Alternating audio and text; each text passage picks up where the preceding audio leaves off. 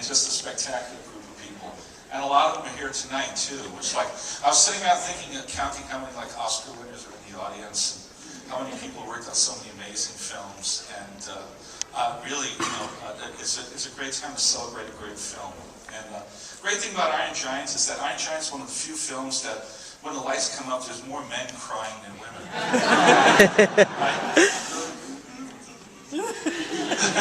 It's a beautiful film. So. Anyway, so we have some of the crew here. Like I said, there's lots of the crew, and I was joking with the guys. I said, I could put 50 people on stage up here easily. Because everybody, as soon as they heard that Brad was going to come, they were going to run a 35 of the film, they were like, oh yeah, we got to be there, we got to be there. Yeah, I want to be there too. It was like an hour before this, I was still getting Facebook messages from people going like, can you watch them up on stage? I'm like, okay. So anyway, so we have a representative of the crew, but then when we're done, it'll be fun to bring everybody up who worked on the film for, to get like a photo or something, which would be great. So let's get going, man. Let's do this. First of all, I have to switch my other glasses. I'm really bad with bifocals. So. Okay, let's start. So first, I'm going to have one of the 2D animators who got a start on the film. His other credits, other than this, include The Simpsons, Futurama, Page Master, and Osmosis Jones. Please welcome Eddie Rosas.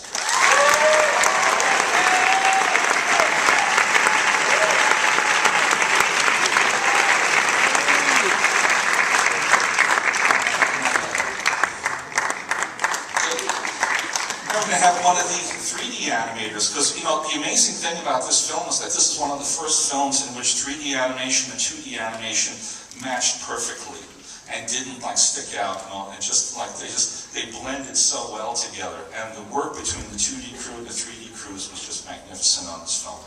So one of the 3D animators, whose other credits other than this include Lord of the Rings, The Two Towers, Spider-Man, and Stuart Rudd. Please welcome Brad Booker.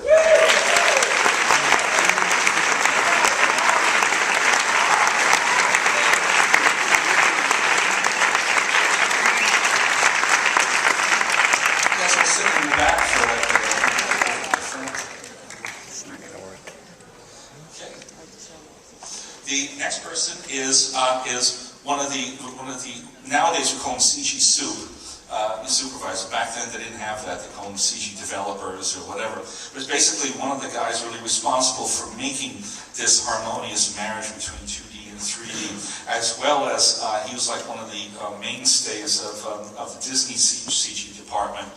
And a lot of his credits include Aladdin, Mulan, the Big Ben Clockwork sequence, and Great Mouse Detective, Pocahontas. Welcome, Ted Gilo.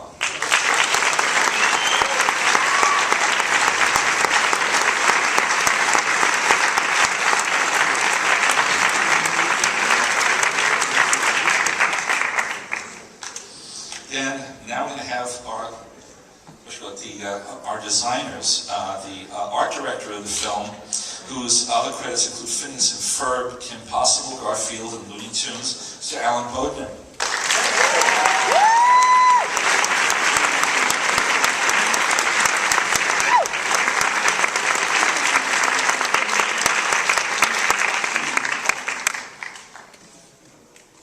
Now we also have the production designer, and who was on the team that designed The Giant.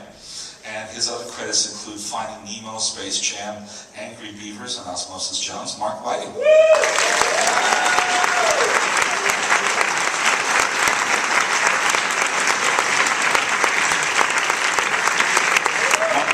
and Brad Booker actually flew from Dallas to be part of this. We worked together.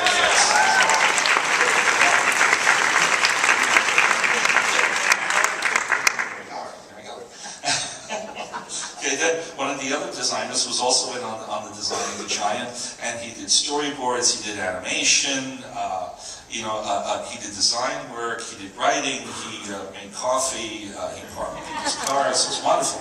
His other credits include Spider-Man 2 and Spider-Man 3, The Simpsons, The Critic, and my favorite, Drag Me to Hell, which was when I was working on Yogi Bear. Steve Markowski.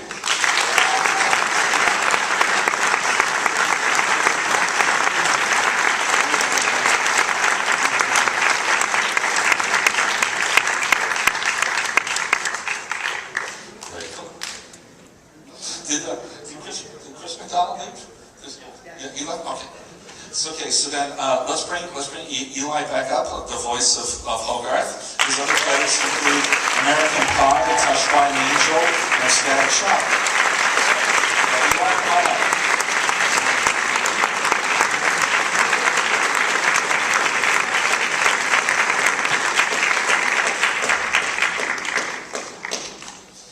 And last but not least is this guy, this guy named Bird or something. 2 Oscars, Ratatouille, Incredibles, Simpsons, Mission Impossible, Ghost Protocol, Brad Bird.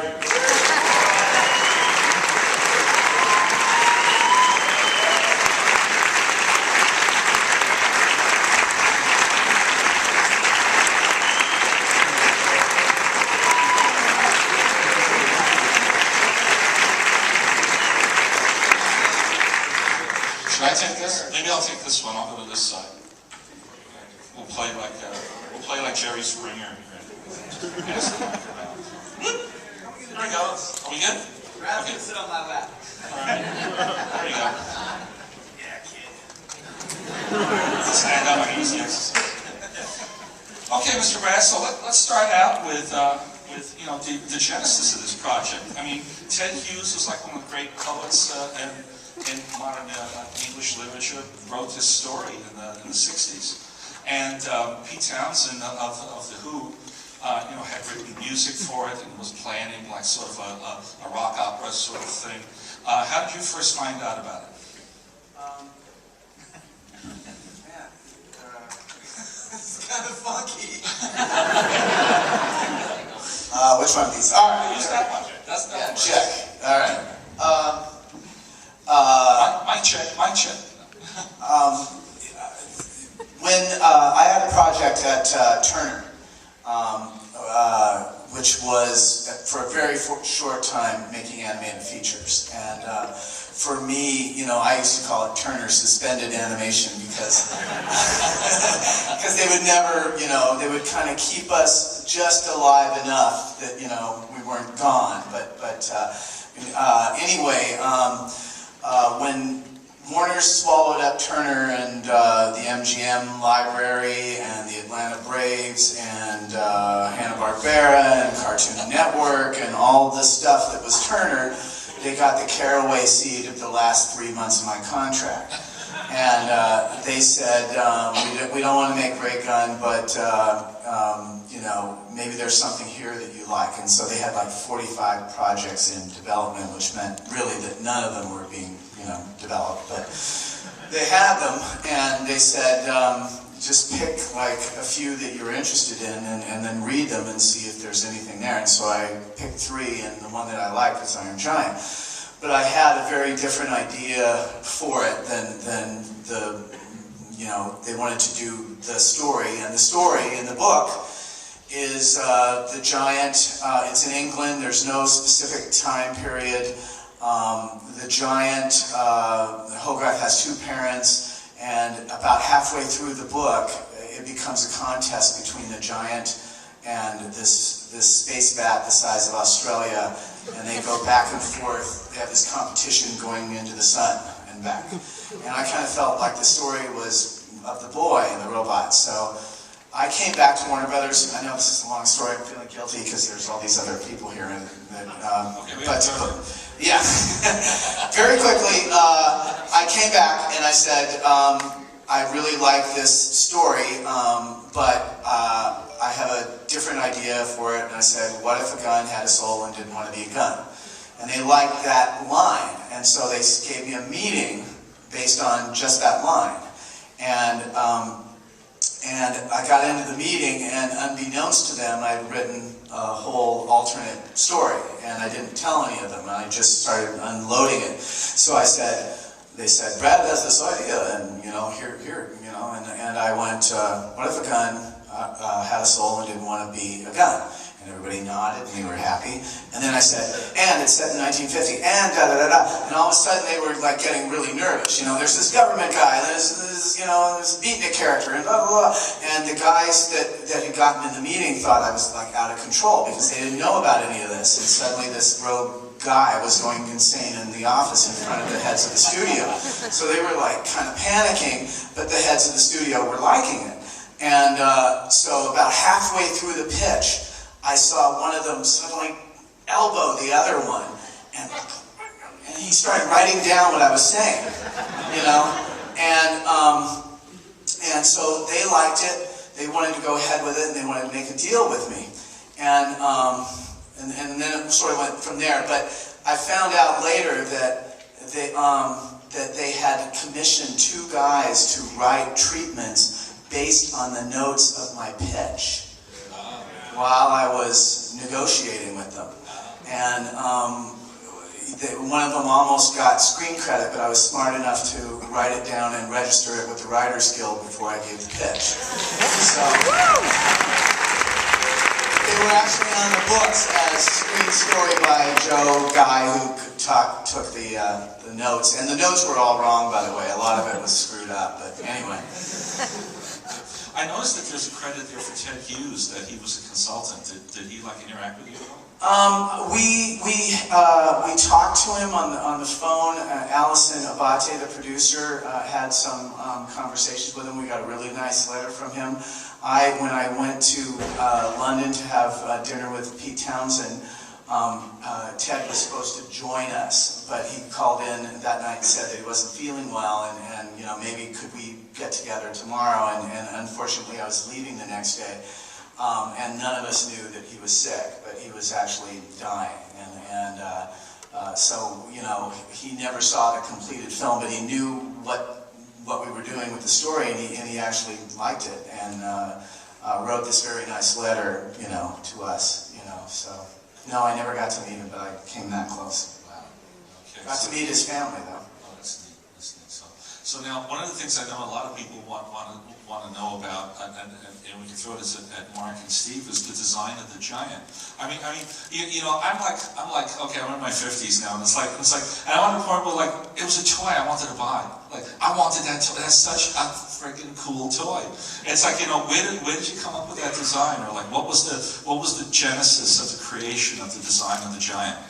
Well, there have been designs before we got there to doing this, and they were more like, there was one that actually had lips and like a tongue, and it was all made out of metal, but it started to look a little deliberate to me, and I was sort of inspired by this train that was an Art Deco train, and somebody out there probably knows the name of it. I've forgotten, but I asked Joe Johnston to come up with designs based on that, because I knew he loved the 30s and that kind of style of design. And so he did some early drawings that were, you know, in the ballpark. And then Mark Whiting came in and took it, you know, to the next level and really added a lot of great details and got into much more of the nuance of it.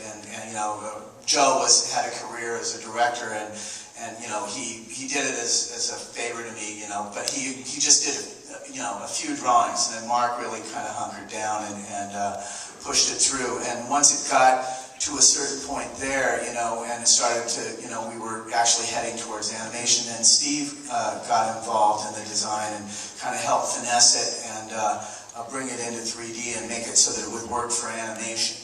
And it was really, Steve figured out how to shape, get expressions just by tilting the angles of things, so that you know, his eyelids would function as both eyelids and brows. And if the lower one came up, it could sort of look like somebody doing that, you know.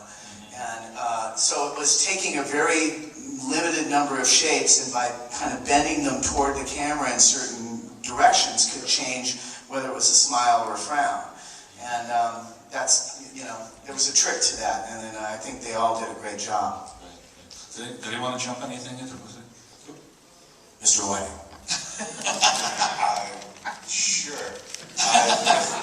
With regard to the evolution of the giant, Joe Johnson came up with these really great silhouettes, as I recall, I mean, literally just silhouettes with like a chisel marker, these really super graphic, cool shapes, and he probably produced 8 or 10 of these things, and there was a couple that I kind of gravitated toward, and I remember doing a painting based on one of those. So it's a really chunky version of the giant, a very squared off version. Joe's stuff was very cylindrical and kind of more like C-3PO-ish. I mean, he was very sort of tubular, and I was all about like, I want to make this guy like that. So I started clunking him off and chiseling off his round shapes and putting the bolts in there and making him look like he was like made. And so it kind of evolved out of that, and I don't know, it was trying to take like a 50s kind of mentality, but also kind of working in the iron mentality of it. And I don't know, I kind of grew out of that. And then I did a drawing of it where it was basically, well, it looked great from the front. I thought it looked great from the front. And we put it in a meeting room, and Joe came in, and everybody came in, and Steve came in, Brad was in there, of course, and Tony Facilli, and Mark Andrews. Importantly, people that involved themselves with the giant, and it looked great from the front, but from the side it looked like a keg and a couple of pencils or something. But I didn't know that. Good for the college crowd. Yeah, right. Like a strong fucking glass of beer. But it was upside down, and it was wrong, and it was like, oh, so they kind of tapered their waist, and they kind of corrugated his stomach, and they sort of slimmed down, made it a little more human. I was definitely going more monkey. I was going Frankenstein. I was trying to make this guy like this kind of ape-like, just evil. As soon as you saw him, you think he was evil. And Brad, rightly so, I think, wanted to make him more human, so he could have more of a identifiable quality to him. So, I mean, it was several people. I probably think 5 people got credit for designing the giant. All of them were all worthy of it. And Mark Andrews designed all the weaponry, which is to me the coolest part of the giant. Obviously, it's like when he just bursts open, he's packing and he's shooting, he's blowing these bubbles, and blowing tanks. I just think it's magnificent. But it was a collaborative. I mean, of any kind of film, I mean, this is the collaborative art form, and if any film, it's like, I think animation is the most collaborative type of art form. So it's just like blending into the meshing of paint, I think, and squishing shit together. I must have spent my time arguing with Mark about, no, I can't make his head that low. I need to be able to move a mouth. He eats metal. And, you know, you didn't give me a back. I need nobody else from the back, so I'm going to do my own thing. You know, so I was mostly dealing with the functionality and trying to figure out how can I make his eyes look around in different directions. You know, some of our early artwork had like searchlights that moved around and stuff, and it's like there's no way to actually physically pull it off. And so I came up with the theory about the lights behind frosted glass that could give direction and also could actually widen in a way. Who came up with that wheel thing with the 2 little points like hitting it and shooting those? That was that Mark Andrews? and me. The Battle Mode joint aesthetically, I did, and Mark had done the board and kind of come up with the ideas behind a lot of the weapons. But Mark Biting was already gone off the project by the time we got the Battle Mode giant. And Brad couldn't get a hold of Joe Johnson because he was off directing, I think, October Sky. And so we were left on our own. So the claw thing was actually, the idea of the typewriter thing being hit was in the storyboard, and then I just worked out the look of it. Cool. Yeah, Mark Andrews now is just completely brave for Pixar. Right? He's doing that one, so. Co-wrote John Carter. Oh yeah, co-wrote John Carter. Wow, cool. So I want to get a little bit to like the storyboarding process. You know, when we got Steve there, because you guys also you did a lot of writing on the boards. You changed a lot of the story from the script level and stuff on the storyboards, which is sort of like the older animation way of doing things. Yeah, well, it was always interactive. Although Brad was writing while we were boarding, he would always come to us with, okay, here's what I'm writing. You know, start drawing it. And actually, our head of story, Jeff Lynch, is out. Oh, Jeff Yeah, Jeff Lynch, stand up! Stand up! Yeah!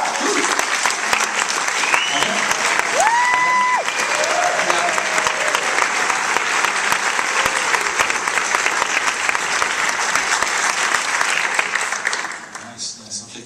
So just to get a little bit into the art direction and stuff, it's a visually beautiful movie. And Alan, could you talk a little bit about I think one of your influences was Thomas Hart Benton and this idea about putting this autumn kind of feeling to things. Yeah, we were looking at Thomas Hart Benton, and a lot of reference from the 1950s and 40s as well, even going back to Sears magazines and catalogs just to see what the clothing was like from that era. Maine was the area that we were looking at, and I unfortunately didn't get to go on that trip back there, but it was fabulous.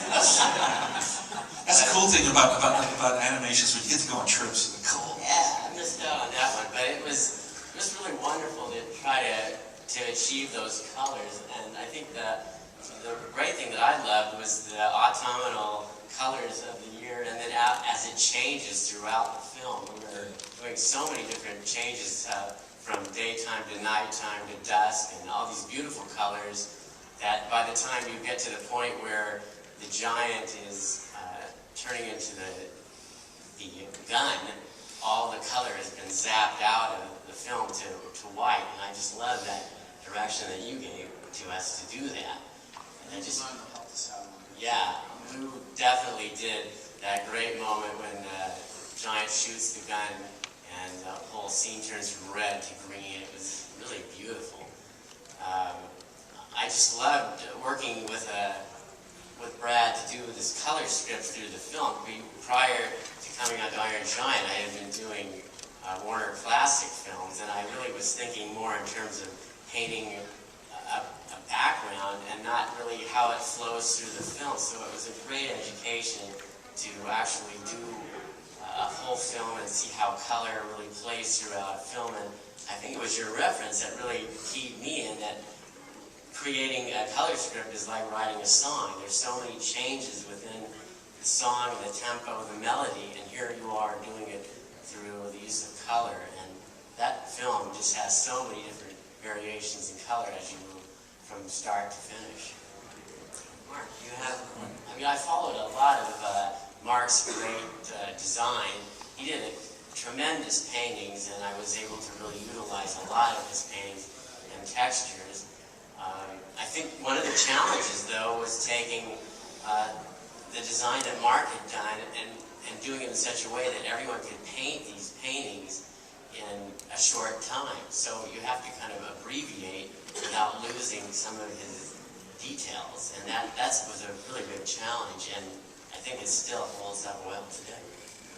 Cool. Okay, let me move on a little bit to let's get Eli while Eli's here. So, talk a little bit about you talked a bit earlier about about some of the stuff that Brad had you doing on the production and everything, and how did you first find out about the project and get cast? You know, it was actually, I remember it very clearly, of all of the auditions in all the corners of this town that I have driven to. I remember this one very clearly because it was, I was filming something else. It was at 5 o'clock or 5:30. It was a last minute thing. It was so close to just blowing it off. So close to saying, come on, I'm tired, I'm working, I don't want to go on an audition. And,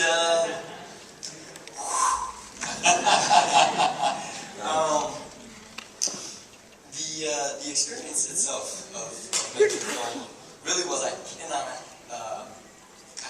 overstate how much fun it was.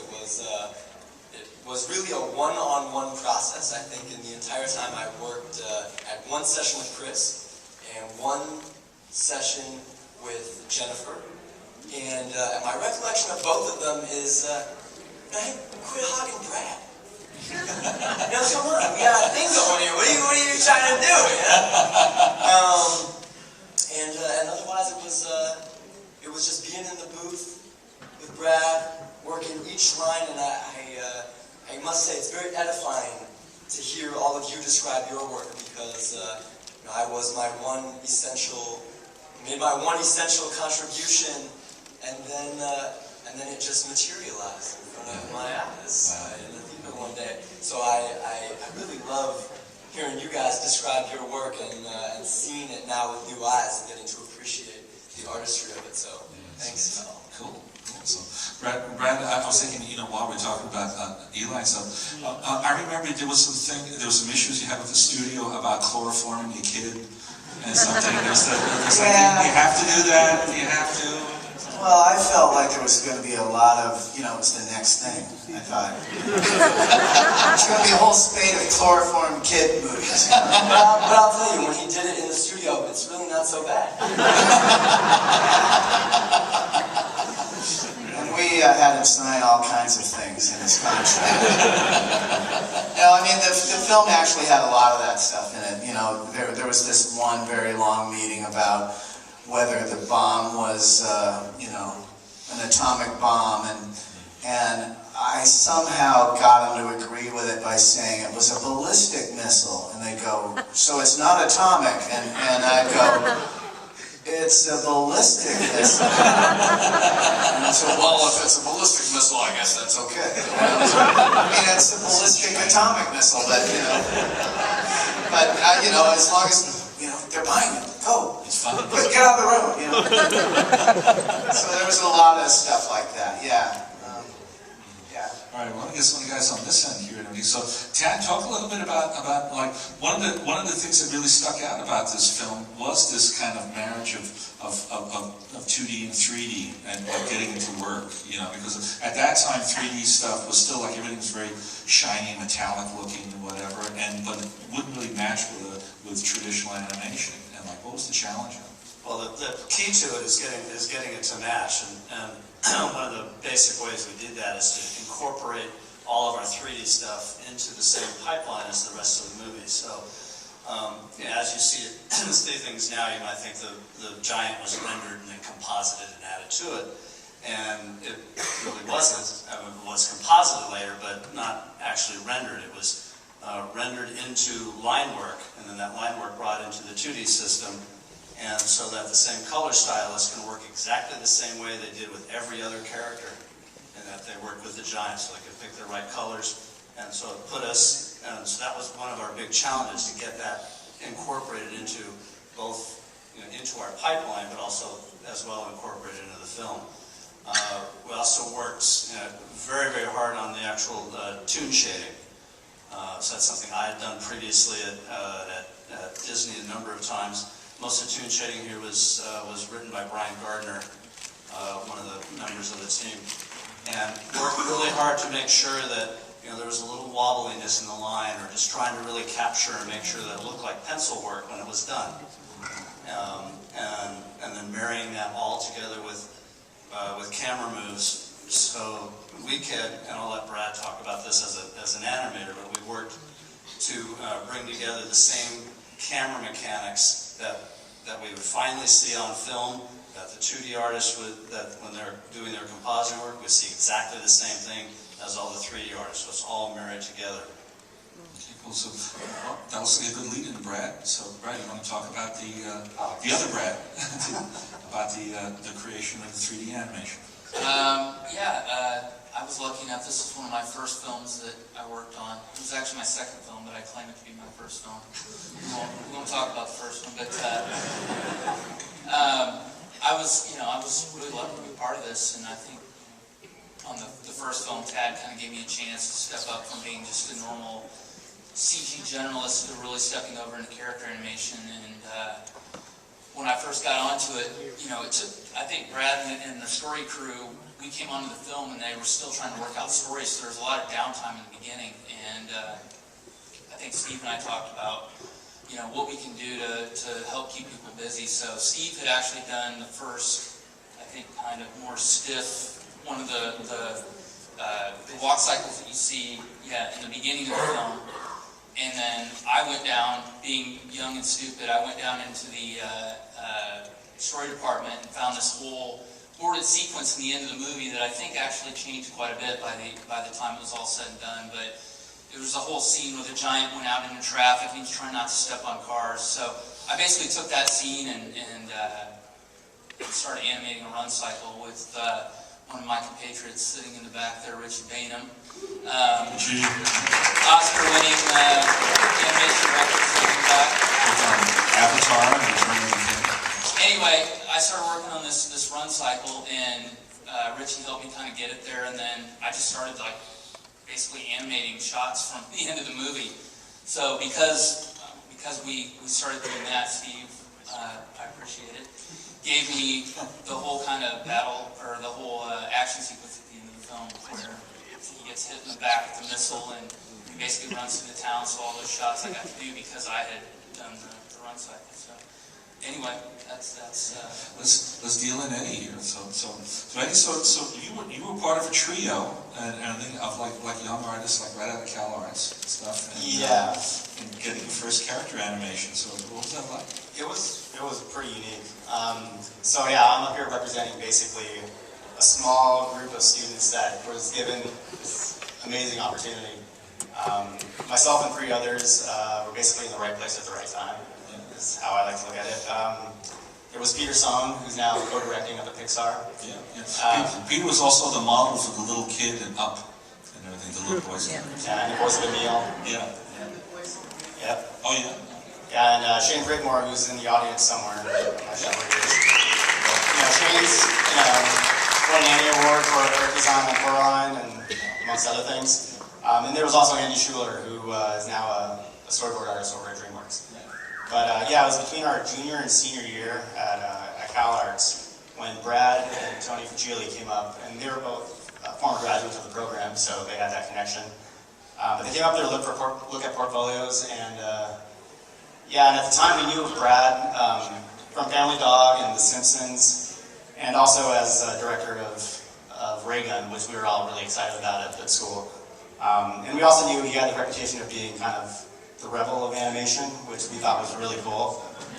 So we kind of, viewed him as the Han Solo of the industry. And, when we met Brad, Tony Fucili was by his side, every single time we saw him. So Tony was basically the Chewbacca of the group. It's pretty funny duo. But yeah, so after his whole process, he selected the 4 of us from a group of other students. And yeah, and we were just so grateful to be brought onto the project.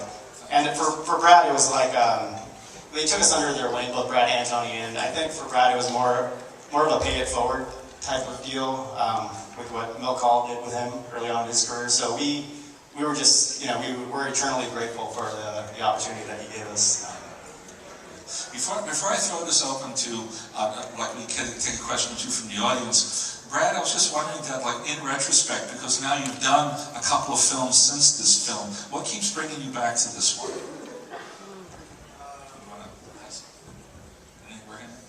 Kinda. I think that just the feeling of, wow, I got a film and I may never get another one, so let's make this one count. I mean, that was kind of my feeling was, this kind of happened from a series of flukes, and if there's probably about 10 different things that if they didn't just go in exactly that combination, it's like a mushroom spore or something, you can't really grow mushrooms, they just sort of happen, you know what I mean? Yeah. And this was an odd combination, and I was just like, quick, let's make a movie before they find out, And so that was my feeling, and that feeling never quite leaves me, Yeah, that's cool. I mean, what I always love about this film too was that I remember a guy who was an AD for Backshit used to say, "Do you see the money on the screen? You hear about the budgets, it's the money on the screen." And sometimes you'll see like a $200 million movie or something, and you're like, this you see every penny on the screen. I mean, you see like it's really, really well done. Thanks. There's a lot of baling wire and chewing gum on there. Too close. Yeah. So let's go. The MTV people are pushing. So let's see. Does anybody have a question? Do you want to throw a question out there? And everything. So let me get you. You were the first one in the gray shirt.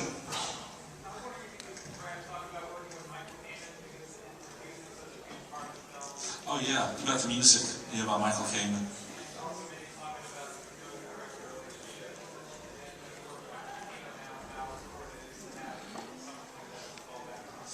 Yeah.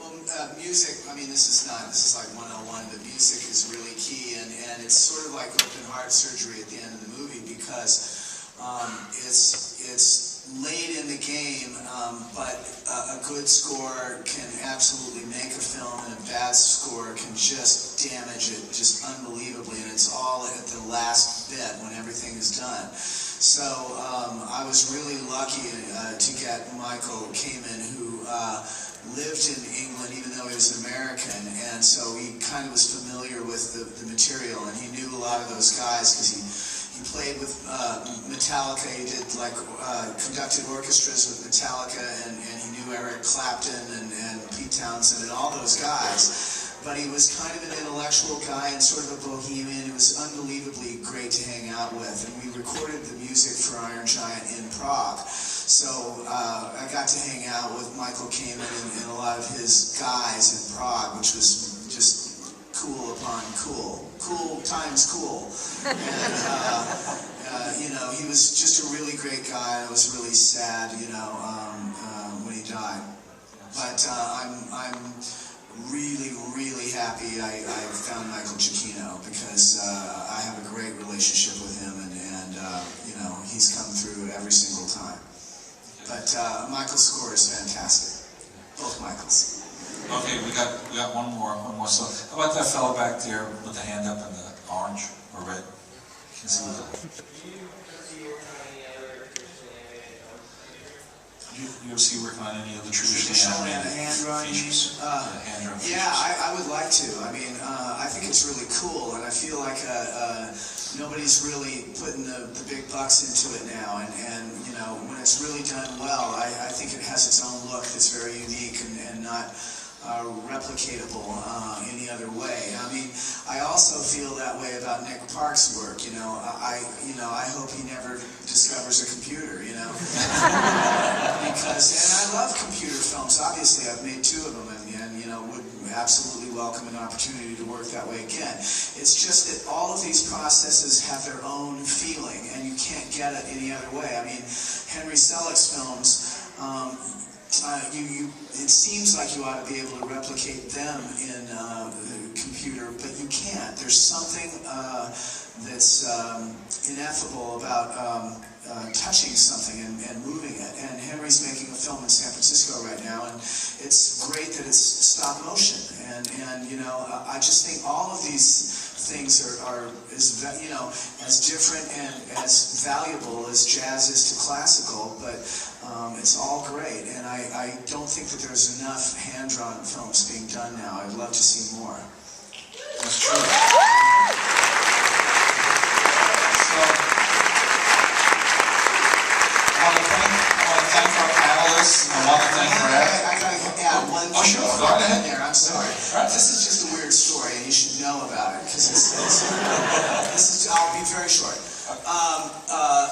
They wanted to, several years ago, they wanted to shut down hand-drawn animation at Cal Arts, and the industry was telling